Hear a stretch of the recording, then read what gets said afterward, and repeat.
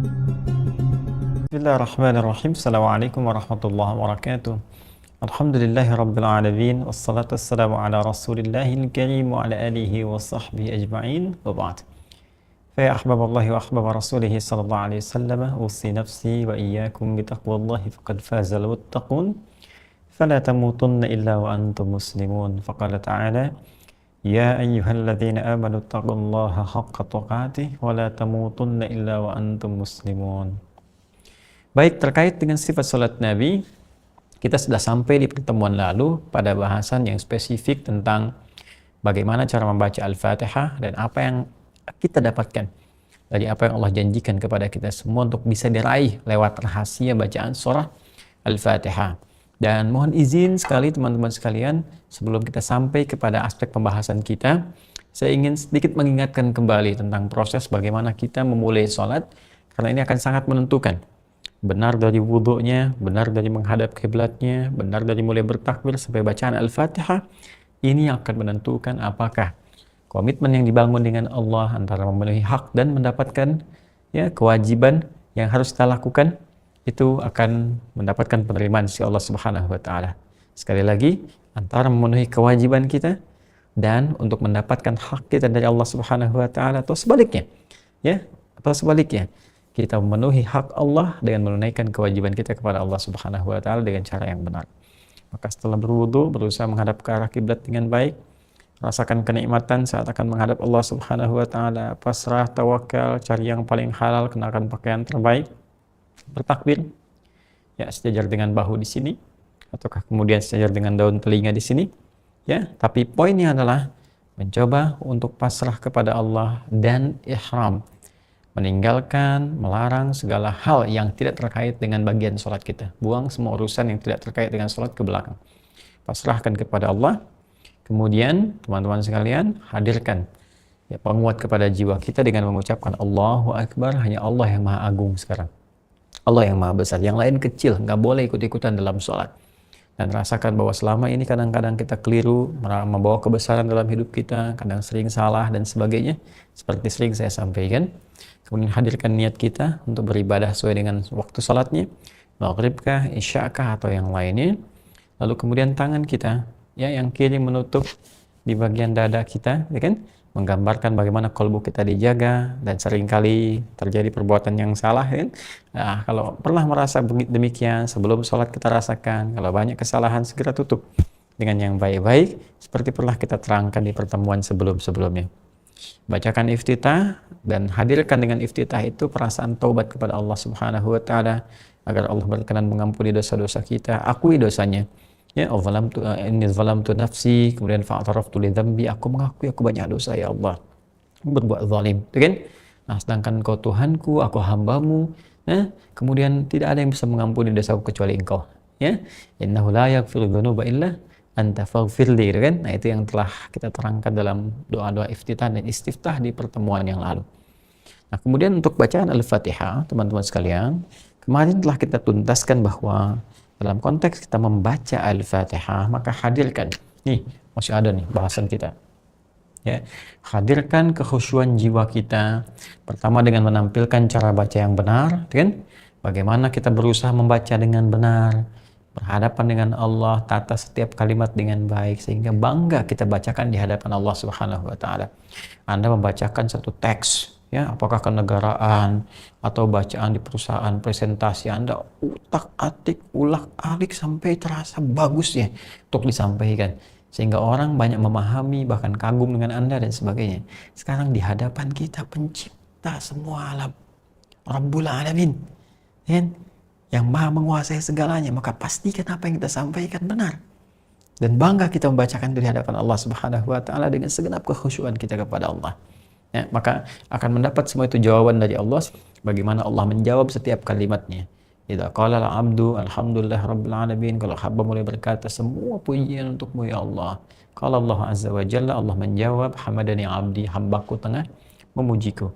Wa idza qala al-'abdu ar-rahmanir rahim, kalau hamba kemudian berkata ya Allah ar-rahmanir rahim, yang maha penyayang, sayangnya begitu luas, maha kasih, saat di akhirat akan memberi. Maka Allah menjawab, kalau Allah Azza wa Jalla, athna alayya abdi, hambaku sedang menyanjungku. Wa idza qala al-'abdu, ketika hamba berkata maliki yaumiddin, kan? Hanya Allah yang menguasai ya setiap hal yang terkait dengan peristiwa kiamat ataupun pembalasan dalam setiap amal. Bahkan pembalasan dari amalan yang kita kerjakan saat ini, saat sedang sholat, kan? Maka Allah menjawab, majadani abdi, hambaku tengah mengagungkanku. Maka puncaknya, wa idza qala al-'abdu iyyaka na'budu wa iyyaka nasta'in, ini yang kemarin kita hadirkan. Ketika seorang hamba berkata iyyaka na'budu wa iyyaka nasta'in, ini puncaknya. Hadza baini wa baina 'abdi wa li 'abdi ma sa'al. Ini perjanjian, komitmen antara aku dengan hambaku, wa li 'abdi ma sa'al. Kalau benar hambaku sampai titik ini, maka apapun yang ia minta, ia mohonkan sepanjang sesuai dengan maslahat hidup dunia akhiratnya, aku akan berikan. Nah, kemarin kita berhenti di satu titik bahwa jika memang Allah menawarkan satu pemberian yang sifatnya luas dan kita kebingungan karena saking banyak yang ingin dimintakan, maka Allah mengajarkan kepada kita satu bacaan di ayat selanjutnya, yang kalau ini dibacakan maka terpenuhilah semua kebutuhan kita dunia dan akhirat, sepanjang kita konsisten dengan bacaan itu. Bacaannya, ihdinas siratal mustaqim siratal ladzina an'amta 'alaihim ghairil maghdubi 'alaihim waladdallin. Kan? Ini rahasianya. Setidaknya di sini ada beberapa poin yang penting kita detilkan. Nah, yang pertama, awas hati-hati ya, nanti kalau sudah sholat, kemudian kita dalam proses sholat itu membaca Al-Fatihah, ketika sampai ke titik ini harus paham kita. Kalau enggak nanti jadi formalitas di lisan saja, tanpa ada resapan ke dalam jiwa kita yang paling dalam. Kan? Nah, ihdinas siratal mustaqim. Kalau diterjemahan kan sederhananya, tunjukkan kami ya Allah, kan? Nah, siratal mustaqim, jalan yang lurus. Ya. Jadi kan gambarannya demikian. Nah, sekarang kita tafsirkan dulu teman-teman sekalian berdasarkan uraian Al-Quran. Jadi nanti ada metode tafsir Quran bil Quran. Menafsirkan Al-Quran dengan Al-Quran itu sendiri yang memberikan penafsiran. Ya, jadi menariknya kan begitu. Al-Fatihah kan intisari dari Al-Quran. Umum tuh ya, ditafsir nanti di Al-Baqarah, di Ali Imran, An-Nisa, sampai dengan ke An-Nas. Detil-detilnya. Dan ini dahsyatnya firman Allah ini luar biasanya. Setiap tafsiran detil jadi kurikulum kehidupan. Dan selalu menyambung dan aspeknya luas sekali. Bahkan nanti merinci setiap tata kehidupan kita. Ada di situ semua. Ya? Dan nanti semua apa yang kita kerjakan dalam kehidupan ini teman-teman sekalian, diberikan petunjuk oleh Allah Subhanahu wa Ta'ala, yang dengan petunjuk itu semua pekerjaan kita menjadi mudah untuk dilakukan, menjadi berkah, menjadi gampang mencapai ketujuan dan mendapatkan gerbang kesuksesan serta kebahagiaan yang terjamin ya dari Allah Subhanahu wa Ta'ala. Semua petunjuk itu di Al-Quran disebut dengan hudan namanya. Hudan. Ya. Karena itu manusia pertama pun Adam alaihissalam ketika ditugaskan mulai kemudian beraktivitas di bumi, kan, untuk memakmurkan bumi, beribadah kepada Allah, maka diberikan hudan. Ini sudah fitrah. Dari sejak manusia pertama, ya, nabi pertama sampai nabi terakhir, rasul yang terakhir, Rasulullah Sayyidina Muhammad SAW. Ini untuk kisah Nabi Adam alaihissalam di Quran, misalnya surah kedua Al-Baqarah ayat 38. Ya, paling kanan sebelah atas. Qul nahbitu minha jami'a fa imma ya'tiyannakum minni hudan faman tabi'a hudaya fala khaufun 'alaihim wa lahum yahzanun. Mulai sekarang turun, tiba saatnya melakukan aktivitas di bumi, membawa misi yang telah ditetapkan oleh Allah yang dilekatkan kepada manusia. Maka manusia pertama Adam alaihissalam turun beserta istrinya, kan? Nah, kemudian saat turun itu diberikan oleh Allah petunjuk kehidupan, hudan. Ya, hudan inilah yang kalau kita kerjakan, kalau kemudian kita komitmen dengan itu, fala khaufun 'alaihim wa lahum yahzanun, maka semua tugas yang akan dijalani di muka bumi itu Allah jamin, la khauf 'alaihim, tidak akan pernah mengalami kegelisahan, selalu tenang. Ya, jadi mengerjakan apapun akan dijamin tenang oleh Allah. Kemudian walahum yahzanun, dan tidak pernah merasa sedih. Ya, sedih itu kan lawannya apa? Senang. Jadi sebetulnya misi kehidupan dunia itu tenang dan senang. Dimanapun itu, di rumah tangga, di pekerjaan, di aktivitas sosial dan sebagainya, harusnya tenang dan senang. Dan fitrah hudan ini nanti di setiap generasi, karena nanti Adam Hawa menyatu kembali, kemudian di situ mulai melahirkan keturunan yang menyebar. Quran surah keempat, An-Nisa, mukaddimahnya ayat yang pertama. Ya ayyuhan nasu taqu rabbakumul ladzi khalaqakum min nafsin wahidah, Adam, wa khalaqa minha zawjaha, Hawa, wa batha minhuma rijalan katsiran wa nisaa. Ya, kita semua. Dari Adam dan Hawa muncul keturunan, menyebar kemana-mana, kan? Nanti penyebarannya didetilkan di Quran surah ke-49. Al-Hujurat, ya, di ayat yang ke-13. Ya ayyuhan nas. Jadi di An-Nisa ayat 1, ya ayyuhan nas. Ini Al-Hujurat ayat 13, ya ayyuhan nas. Ya ayyuhan nasu inna khalaqnakum min dzakarin wa untha wa ja'alnakum syu'uban wa qabail lita'arafu. Ya kan? Hai semua manusia, aku jadikan dari semua anak cucu Adam itu ada laki-laki, ada perempuan. Kemudian mereka menyebar. Ya, ada nanti yang membentuk komunitas, kata Al-Quran, syu'ub itu komunitas. Ya, sampai nanti lebih besar lagi. Dari mulai keluarga, RT, RW, kecamatan, terus sampai dengan negara, bahkan benua. Wa qabail, suku-suku. Bahkan di setiap daerah ada sukunya sendiri. Ya kan? Di Jawa ada sukunya, di Indonesia aja berapa sukunya itu? Luar biasa, ya. Kekhasan tersendiri. Lita'arafu, supaya mereka saling membangun harmoni dalam kehidupan, berinteraksi, membangun harmoni. Inna akramakum indallahi atqakum, yang paling mulia di antara interaksi itu, yang paling menjaga hukum-hukum Allah, mengamalkan diri takwa kepada Allah Subhanahu wa taala. Nah, dalam konteks penyebaran ini, kemudian setiap berganti generasi Allah utus lagi nabi, rasul sesuai masanya untuk mengingatkan kembali, ya, dan untuk menunjukkan sayang Allah, supaya setiap masa walaupun eranya berganti ditunjukkan supaya nggak jauh dari petunjuk Allah. Allah tetap menginginkan setiap generasi itu tugasnya tenang dan senang dimanapun beraktivitas, karena manusia itu luar biasa. Bekal ilmu pertama diberikan, wa 'allama Adam al-asma'a kullaha, Al-Baqarah ayat 31. Ya Allah berikan potensi kecerdasan luar biasa untuk menggali segala hal sekitarannya. Jadi begitu melihat jadi data jadi informasi knowledge jadi pengetahuan, kemudian jadi karya yang dinikmati dalam kehidupan. Makanya selalu berkembang setiap masa. Tapi dahsyatnya dalam setiap perkembangan itu Allah menginginkan tetap terhubung dengan Allah. Bagaimanapun kalian akan pulang, akan meninggal. Sehebat-hebatnya ilmu, sekaya-kayanya dari harta, setinggi-tingginya kedudukan, tetap meninggal juga. Butuh jalan untuk pulang. Dan nikmati semua. Nikmat rumah tangga, tenang, senang, tenang, senang. Pekerjaan tenang, senang. Maka turun hudan juga. Semua, ya. Sampai ke Nabi Muhammad SAW. Nabi Musa juga dapat hudan. Ya, misalnya Quran surah ke-17 itu kan. Di ayat yang kedua, wa ataina Musal kitaba, kami berikan kepada Musa kitab petunjuk untuk umatnya, ya, wa ja'alnahu hudan li bani Israil, dan kami jadikan kitab yang kami berikan pada Musa itu nanti Taurat, kan, hudan li bani Israil, ya, petunjuk kehidupan untuk Bani Israel, khusus Bani Israel saja, ya kan. Nanti ada Nabi Isa, wa atainahul Injil, ya, kami berikan kepada Isa alaihissalam Injil, fi huda wa nur. Di dalam Injil itu di Al-Maidah disebutkan dia ada hudan juga petunjuk semua gini. Petunjuk hidup. Termasuk nanti terakhir, karena Nabi Muhammad SAW, teman-teman sekalian, Rasul yang paling akhir, umatnya paling banyak, mencakup sampai akhir kehidupan. Jadi kalau yang sebelum beliau SAW itu umatnya terbatas. Ya, makanya tadi Musa diberi Taurat alaihissalam untuk Bani Israel saja. Isa juga demikian. Nanti Nabi Ibrahim dikasih suhuf Ibrahim wa Musa, itu pun untuk umatnya saja, lokal sifatnya, ya. Nabi Muhammad tidak, Rasul terakhir, Nabi terakhir, maka kitabnya pun harus mencakup semua perubahan dimensi kehidupan sampai kehidupan berakhir. Ini mukjizat yang paling dahsyat, akan bertahan sampai kehidupan berakhir. Makanya sampai sekarang 15 abad tetap abadi hudannya. Ya, hudannya berupa apa? Al-Quran. Berupa Al-Quran. Ini kita temukan teman-teman sekalian di Quran surah ke-2 Al-Baqarah di ayat yang ke-185. Dan ini dalam konteks ayat Ramadan. Syahrul Ramadan alladzi unzila fihil Quran. Di bulan Ramadan itu turun Al-Quran. Apa fungsi Al-Quran? Hudan linnas. Memberikan bimbingan, petunjuk kehidupan bagi semua manusia. Perhatikan, Musa li Bani Israel, Isa juga demikian li Bani Israel, Ibrahim untuk kaumnya, kan? Tapi apa yang terjadi dengan Al-Quran? Linnas, hudan linnas, untuk semua manusia sampai kehidupan berakhir.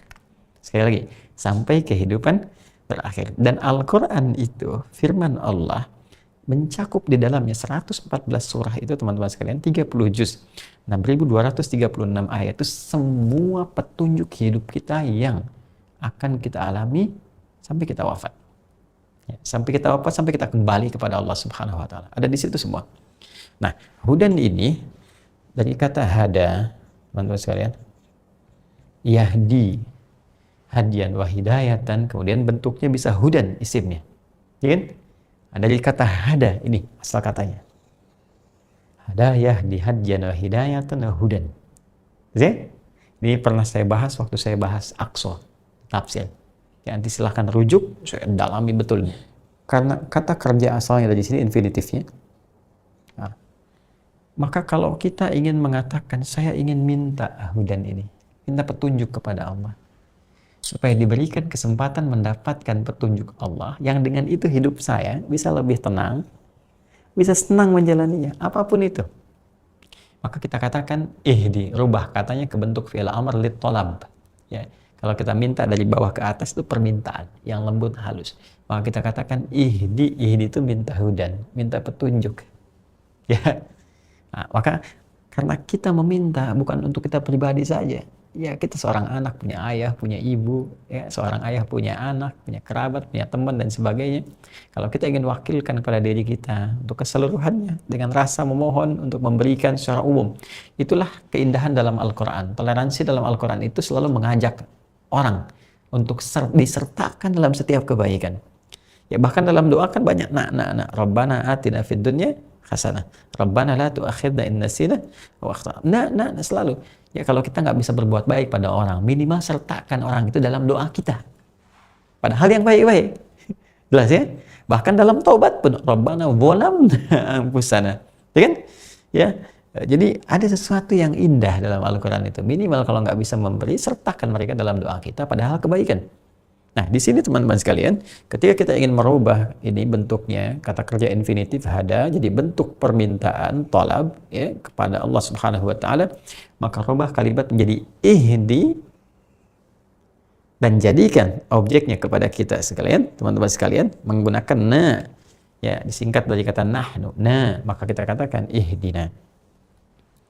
Oh ya, mohon izin ya, sabar ya dengan saya, sabar ya. Biasanya kan kita cuma baca terjemah ihdina, tunjukkanlah kami gitu ya.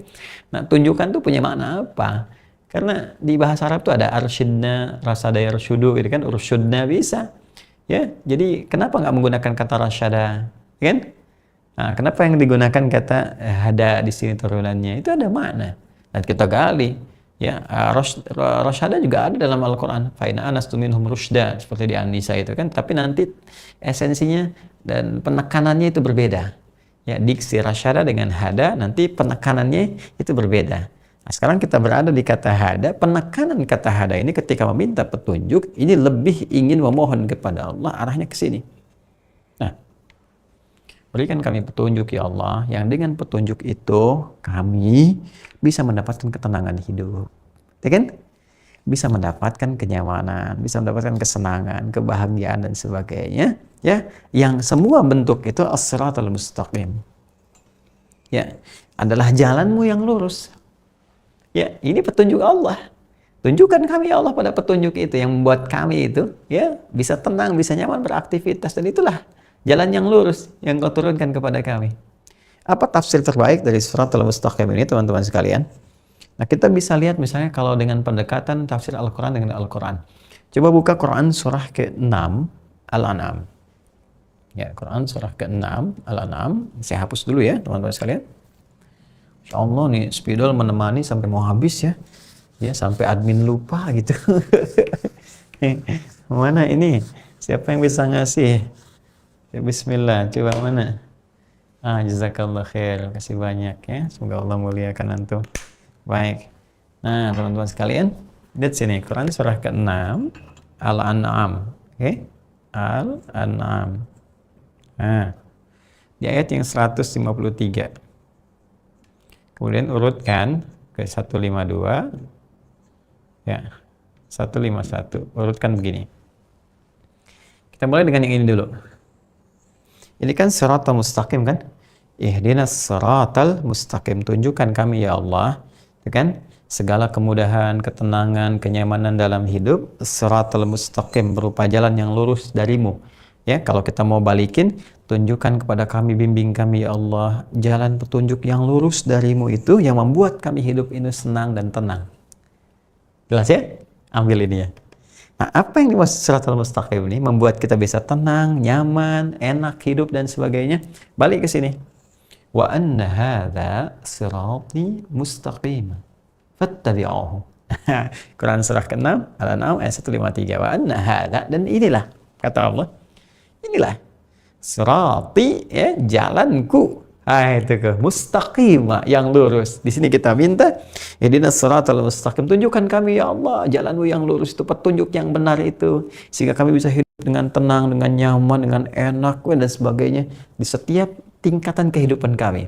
Maka kata Allah dijawab, nah, dan inilah ini nih, ya, siratal mustaqim, jalan yang lurus itu yang punya aku yang ini, ya kan? Fattabi'uhu, maka ikuti itu. Nah, ketika kita minta, Allah kasih nih jalannya, ikuti.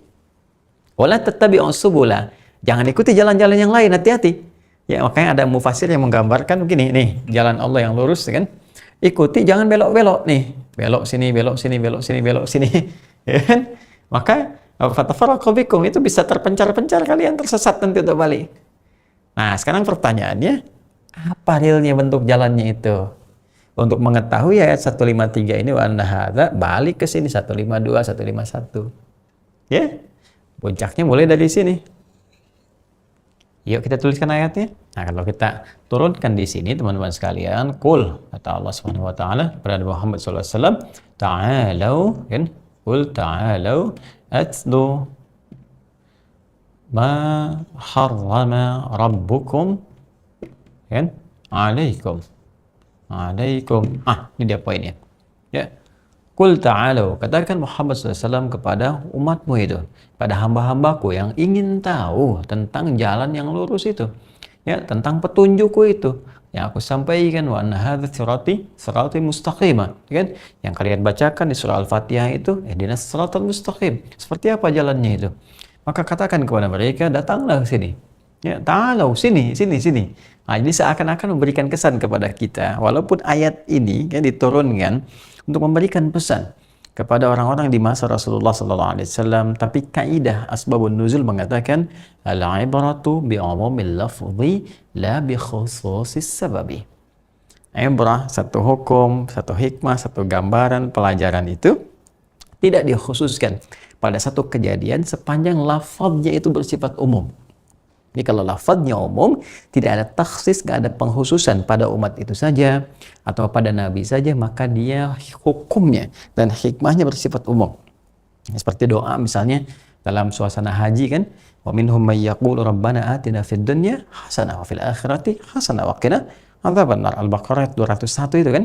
Itu kan asalnya doa haji, tapi lafadznya umum. Karena itu seringkali kita bacakan dalam berbagai hal kesempatan. Ya, karena sering dibacakan sampai orang menyebut dengan doa sapu jagat, kan? Baik. Nah, kembali ke sini teman-teman sekalian. Ya, maka ayo sini. Yang pengen tahu jalannya Allah ke sini. Yang pengen tahu petunjuk supaya kalian hidupnya senang, tenang, nyaman dalam kehidupan sini. Ya, atlu ma harrama rabbukum alaikum. Aku akan bacakan pada kalian ketentuan hukum-hukum Rabbu. Ya, Tuhan yang merawat kita, menyayangi kita. Ini akan dibatasi oleh Allah. Ini aja nih. Ya, ini aja, dan ini sangat sederhana. Ini rumus yang sangat dahsyat dalam fikih, dalam kaidah fikih teman-teman sekalian. Saking sayangnya Allah, ya, Allah menjaga kita, memberikan yang terbaik pada kita, yang mengandung maslahat dan menjauhkan kita dari segala yang berbahaya. Menjauhkan kita dari segala yang berbahaya itu yang disebut larangan namanya, nahyi. Jadi kalau Allah melarang kita dalam bentuk pengharaman, itu cara memandangnya bukan menjadi beban, tapi cara pandangnya ada sesuatu yang berbahaya di balik yang haram ini. Ya, ada sesuatu yang membahayakan untuk kita. Ada sesuatu yang sangat dahsyat akibatnya yang berbuat buruk untuk kita. Karena itu Allah larang, karena sayang. Kalau nggak sayang dibiarkan. Itu cara pandangnya. Sebaliknya kalau ada sesuatu yang ditekankan, diwajibkan, ada kebaikan, saking sayangnya Allah jadi wajib untuk kita, dipaksa kita dapat kebaikan itu. Ya, larangan juga begitu, dipaksa kita untuk keluar dari keburukan itu. Makanya hukum mengerjakan larangan. Kenapa ada dosa di situ? Untuk menguatkan diri kita untuk menjauhi. Ya, mudah bagi Allah mengatakan, terserah kamu kalau pengen silahkan saja. Tapi rahman Allah mendahului, ya, segala hal yang terkait dengan murkanya. Sayang Allah, kasih Allah, itu ya Rahman, Rahman, Rahman. Kalau nggak sayang, nggak mungkin dijaga. Karena itu, di sini ada prinsip teman-teman sekalian. Sebetulnya yang dilarang itu sedikit, yang diharamkan itu sedikit. Ya, yang lain itu silahkan. Nah, ketika kita mampu menjauhi yang dilarang ini, yang jelek-jelek ini, maka kebaikan akan datang. Rumus hidup kan begitu, ya kan? Selalu berlawanan. Quran surah 51 ayat 49. Wa min kulli syai'in khalaqna zawjaini la'allakum tadhakkarun. Semua hal dalam kehidupan itu berlawanan, berpasangan. Punya pasangan supaya kamu sadar hanya Allah yang tidak punya pasangan. Karena itu ada laki-laki, ada perempuan, ya. Kemudian ada apalagi misalnya ada jantan, ada betina, putik, benang sari, ada tua, ada muda, siang, malam, semua bahkan ke sifat. Nah, dalam sifat ada baik, ada buruk. Artinya apa?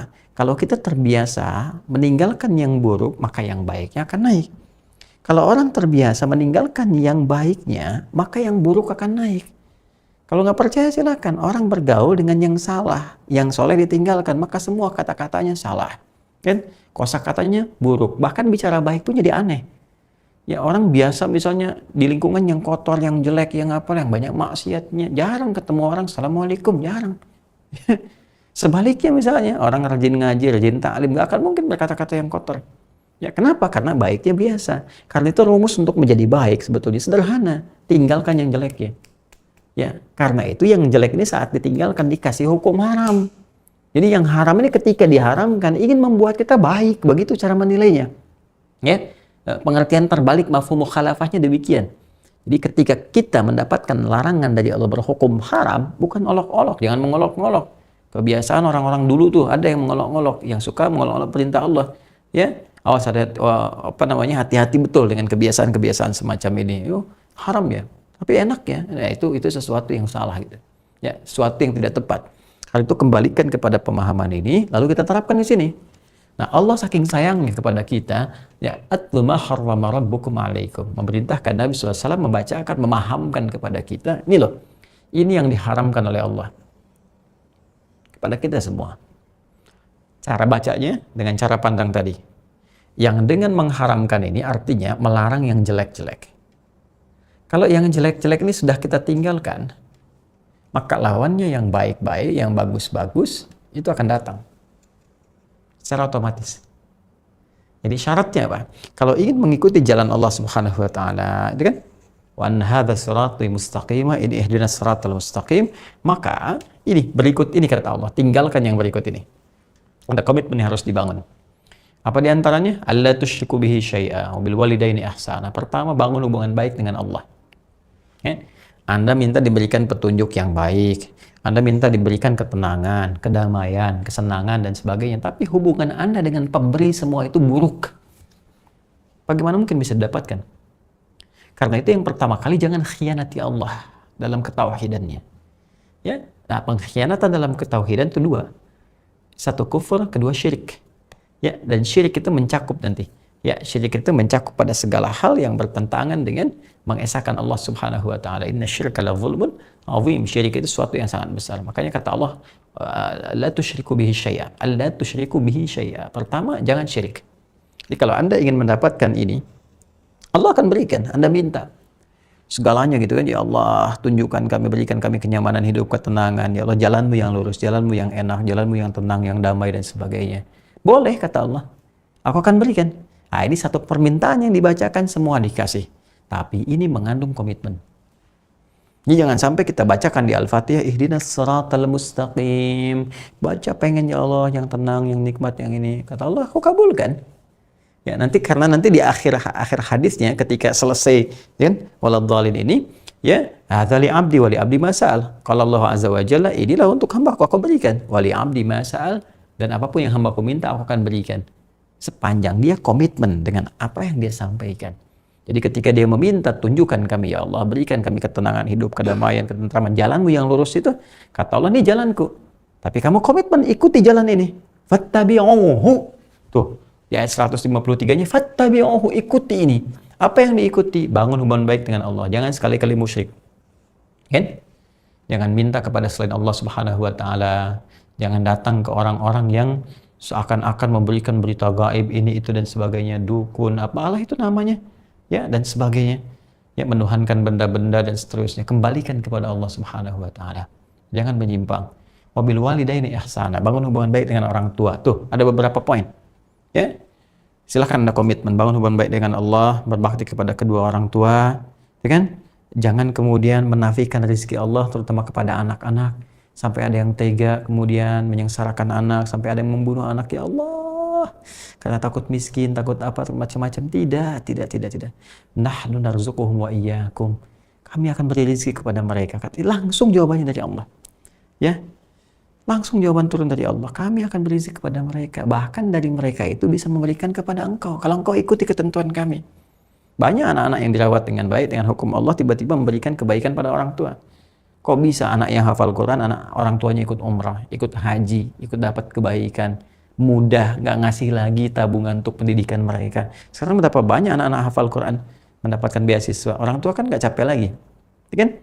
Nah, kemudian mohon izin teman-teman sekalian, dari boleh menepati janji, jangan mencuri, jangan korupsi, jangan zina dan sebagainya. Hanya beberapa poin saja. Ayat 151, 152 sampai sini. Intinya apa? Kalau kita bisa meninggalkan maksiat yang Allah larang dan konsisten pada jalan kebaikan, itulah shiratal mustaqim. Maka Allah menjamin Anda akan dibimbing, diberikan, diarahkan oleh Allah untuk mendapatkan ketenangan, kesenangan dalam setiap tatanan hidup dunia, apapun yang Anda kerjakan. Sebagai apapun selama itu baik. Sepanjang konsisten menepati hukum Allah, meninggalkan maksiat, mengejar taat. Ya, nggak percaya? Nih contohnya, siratal ladzina an'amta 'alaihim. Kita kan katakan, ya Allah, ya kan? Yaitu jalan, ya kan? Yang telah Engkau berikan secara nikmat. Ya. Di sini kalimatnya bukan siratal ladzina a'taita, tapi siratal ladzina an'amta, dari kata nikmat. Yaitu jalan-jalan kenikmatan ya Allah yang telah Engkau anugerahkan. Dan kepada mereka, siapa ini? Alaihim nih. Him ini siapa di sini? Kembali lagi ke tafsir Al-Quran. Ya, siapa mereka? Kembalikan ke Quran surah keempat An-Nisa. Ya, ke surah An-Nisa di ayat ke-69. Quran surah keempat An-Nisa ayat 69. Ya. Apa ayat ini? Balik lagi ke sini teman-teman sekalian. Nih. Wa may yuti'illaha wa rasulahu. Siapa yang mampu menaati Allah dan Rasul, tuh taat lagi. Ya kan? Taat pada Allah dan Rasul itu kan sederhana. Apa di antaranya? Nih, atlu alaikum ma harrama rabbukum alaikum. Ya. Ini dia, qul ta'alu atlu ma harrama rabbukum alaikum. Ini bentuk ketaatannya. Taat kepada Allah itu sederhana. Tinggalkan maksiat-maksiat. Jadilah pribadi yang baik. Kerjakan perintah, jauhi maksiat. Tingkatkan taat, hindarkan maksiat. Begitu dilakukan, ya. Ini, wa may yuti'illaha war rasul.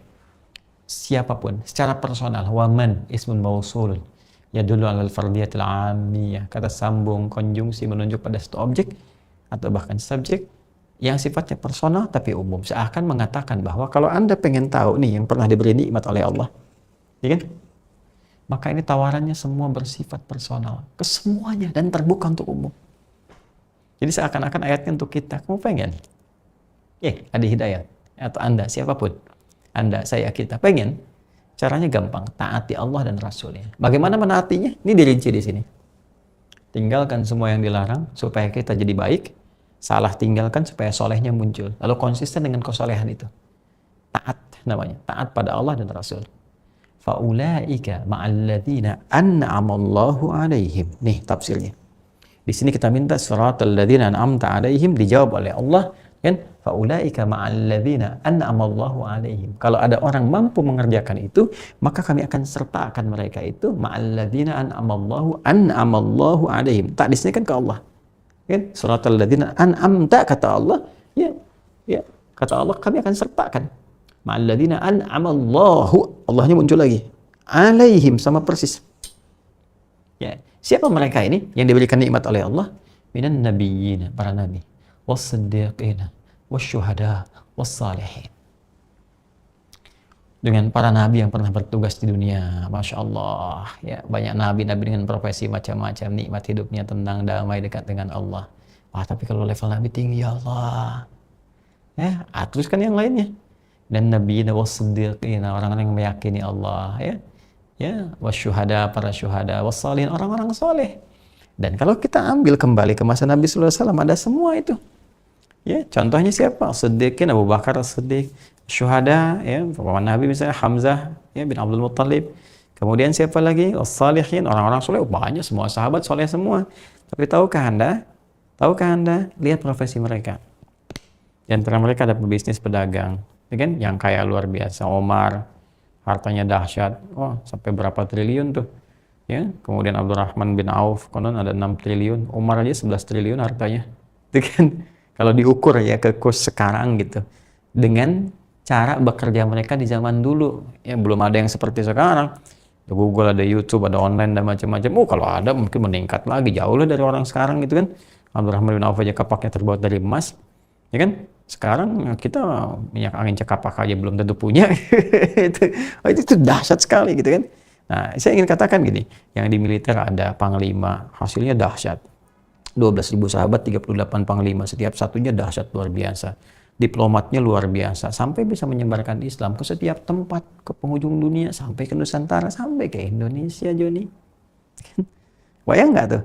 Diplomatnya diplomat ulung, gitu kan? Kemudian juga birokratnya dahsyat luar biasa. Semua hal yang terkait dengan kehidupan ada, semua miniaturnya. Ada. Nah, sekarang tinggal tarik ke kita ke sini, teman-teman sekalian. Tarik ke sini. Anda apa profesinya di sini? Hah? Arsitek ada zaman Nabi Salman Al-Farisi. Ya, sampai diambil di ITB jadi Masjid Salman, gitu kan? Apalagi misalnya teman-teman sekalian, Anda pengen tahu apa lagi? Diplomat, banyak sekali diplomat. Sa'ad bin Abi Waqqas, ya, nyebarkan sampai keluar. Kemudian Mu'adz bin Jabal sampai ke Yaman. Ya, Amr bin As sampai ekspedisi dari mulai Afrika Utara tuh. Ya, Afrika Utara tuh masuk Mesir, Libya, Tunisia, Aljazair, terus sampai dengan ke Syam. Ya, itu semua di Muslim, jadi baik, bukan cuma Muslim, tapi berhasil membangun peradaban, jadi cahaya dan sebagainya. Sampai nanti ke Spanyol. Ya, di zamannya Musa bin Nusayr di Afrika Utara, gubernur, kirim Tariq bin Ziyad sampai muncul peradaban 7 abad, kan luar biasa dahsyat. Ya, saat masuknya Abdurrahman bin Dakhil pada saat itu. Belum Harun ar-Rasyid di Abbasiyahnya. Itu kan dahsyat luar biasa, teman-teman sekalian. Nah, jadi mau yang mana yang kita inginkan? Dulu, orang-orang dulu mengeluarkan kurikulum ini, mereka ikuti dan jadi peradaban, sukses. Jadi cahaya dunia, ilmuwan banyak. Ya. Persoalan sekarang kita menjauh dari sini. Ini masalahnya. Kok saya nggak ikutan. Ini renungan untuk kita semua gitu. Ya, Quran itu kan gini. Coba jahiliyah, dekat dengan Quran jadi khairu ummah. Ya kan? Dan khairu ummah itu aspeknya semua ada, cahaya semua, ilmuwan apa semua ada. Ketika menjauh dari Quran turun lagi. Ya kan, seketika umat menjauh dari Quran, petunjuk-petunjuk ini banyak mengerjakan maksiat. Ya, mohon maaf, pinter sih iya, cuman pinter nyolong. Gelarnya dipakai, kepintarannya dipakai hanya untuk menipu, untuk apa? Sekarang coba lihat. Pendidikan mana yang menghasilkan kualitas yang bagus untuk membangun kebaikan? Sekarang banyak orang pintar kok. Ya, ahli ekonomi, apalagi ahli hukum, macam-macam dan sebagainya. Tapi apakah itu mampu menjadikan kondisi misalnya tempat kita tinggal, sekitaran kita, atau kondisi berbangsa, bernegara lebih luas lagi menjadi lebih baik? Hah? Tidak. Kenapa? Karena kebaikan itu belum muncul. Ilmunya nggak diiringi dengan adab, nggak dengan kebaikan, nggak dengan taat. Sedangkan hukum Allah itu melahirkan kebaikan. Ya, Allah pencipta kita, Allah tahu tentang kita. Aneh kadang-kadang Anda ini, benar-benar aneh. Anda punya masalah dengan handphone, datang ke kantor handphone. Punya masalah dengan kendaraan, datang ke bengkel. Anda sendiri punya masalah, kenapa nggak datang ke pencipta Anda? Allah yang ciptakan kita, Allah yang maha tahu tentang kita. Kenapa hukum Allah diabaikan? Kan? Allah yang tahu tentang kita, dia haramkan ini karena tahu ini jelek untuk kita, ini nggak bagus nih, nanti muncul kerusakan. Malah dikerjain, gimana sih Cepi? Kan? Ini diperbaiki ini. Nah, makanya kalau Anda ingin diberikan ini semua, kata Allah itu, maka konsisten, taat pada Allah dan Rasul-Nya. Hukum-hukumnya apa? Ini turunkan. Ya, nanti ada yang universal dalam kehidupan dunia, berlaku untuk semuanya. Bisa jangan mencuri, jangan berselisih, jangan berbuat onar, dan itu kan ada semua. Tertib, saling berbagi, ya, disiplin, itu kan umum sifatnya. Nanti ada yang personal, yang menyentuh iman kita, untuk dapat keberkahan, tingkatkan ketakwaan kepada Allah, kejar akhirat dengan baik, jujur dalam bekerja karena Allah. takut karena diawasi Allah dan sebagainya. Itu tuh poinnya. Kalau ini bisa kita kerjakan teman-teman sekalian, udah nikmat hidup. Ya udah ada contoh, ayatnya udah ada, dalilnya ada, contohnya ada, dan diabadikan dalam sejarah sampai ke kita sekarang. Bisa Anda baca, referensinya ada, ya, bukan fiktif tokohnya, real, apalagi yang kurang. Dan ini dipakai, even itu oleh non-muslim. Ya, misalnya orang Yahudi banyak meriset ayat Al-Quran, hadis-hadis Nabi, mereka praktekkan, bahkan hadis tentang kiamat saja mereka yakin. Ya, Nabi SAW pernah menyampaikan ada satu pohon nanti nih yang melindungi orang Yahudi saat akan terjadi tragedi kiamat. Itu kan itu nanam pohon mereka korkod itu. Ya.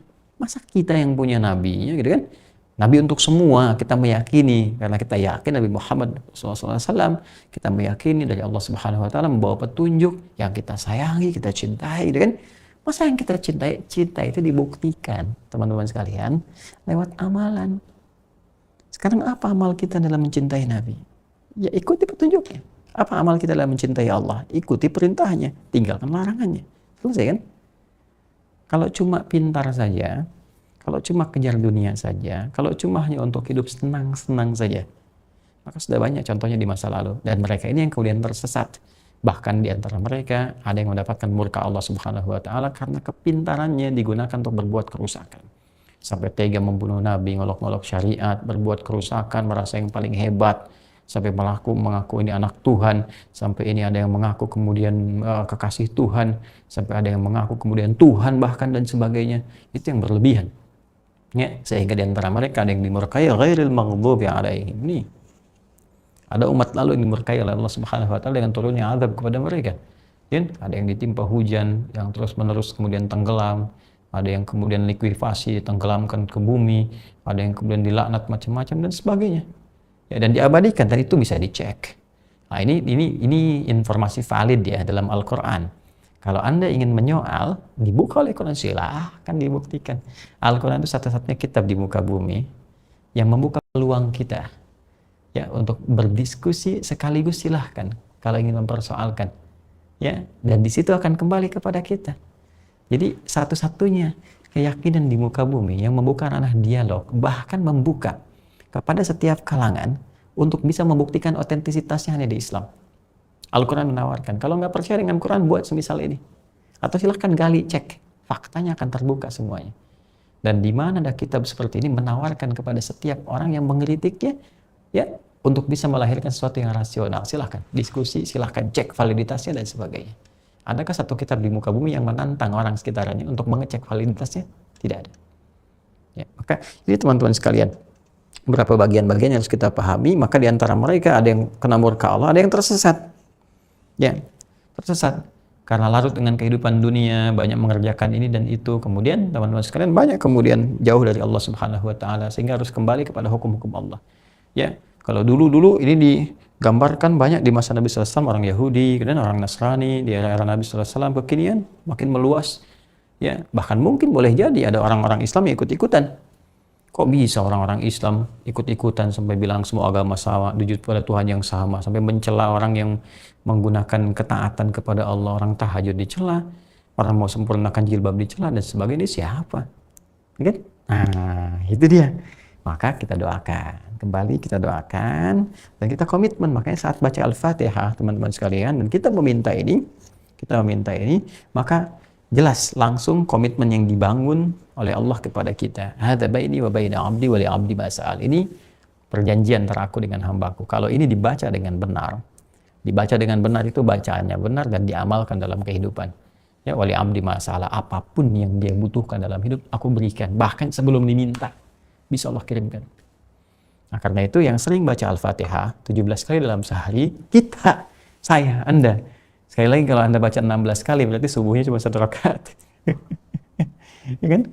Kalau kita baca Al-Fatihah, maka seharusnya dia orang baik. Karena maksiat ditinggalkan, taat itu naik. Kalau sudah taat itu naik, aduh Masya Allah, baru kepikirannya udah datang. Kan? Ini yang dimaksudkan inna salata tanha 'anil fahsya wal munkar. Ya, saya kira itu teman-teman sekalian. Semoga Allah kabulkan, semoga Allah muliakan kita. Allahumma taqabbal minna innaka antas samiul alim wa tub alaina innaka antat tawwabur rahim. Allahumma ihdinas siratal mustaqim. Siratal ladzina an'amta 'alaihim ya Allah, 'alal ladzina an'amta 'alaihim minal nabiyyin was-siddiqin wasyuhada'i was-salihin wa hasuna ulaika rafiqa. ربنا آتنا في الدنيا حسنة وفي الآخرة حسنة وقنا عذاب النار وصلى الله على سيدنا محمد وعلى آله وصحبه أجمعين وآخر دعوانا سبحانك اللهم وبحمدك نشهد أن لا إله إلا أنت نستغفرك ونتوب إليك والحمد لله رب العالمين. السلام عليكم ورحمة الله وبركاته.